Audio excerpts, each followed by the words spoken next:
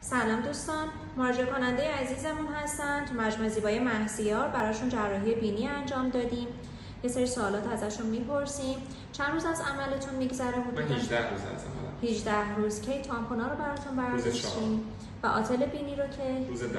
خب چقدر درد داشته؟ چجوری بوده؟ چقدر مسکن استفاده کردی؟ درد که من قبل اینکه عمل بکنم از اینکه یک سالی درگیر این بودم که عمل بکنم نکنم به خاطر دردش، خیلی از دردش میترسیدم.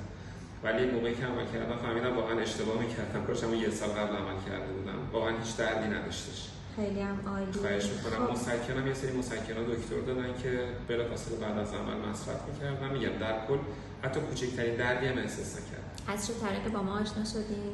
از طریق اینستاگرام. چقدر راضی هستین؟ 190%. عالی. من از نزدیک بینیتون رو نشون بدم. البته قبلش هم آماده کردیم. بله حتما. اول قبلش نشون بدیم. بله خواهش میکنم. خب نیمروخش رو نشون بدم. عالی. هم استخونی بودن هم گوشتی بوده. نوکش گوشتی بوده. خب من نیمروختون رو نشون بدم به دوستان. کاملا طبیعی و اون سمت عالی. خیلی خوب شده. عالی. مبارکتون باشه. ممنونم از شما. مرسی. متشکرم. عالی. مرسی.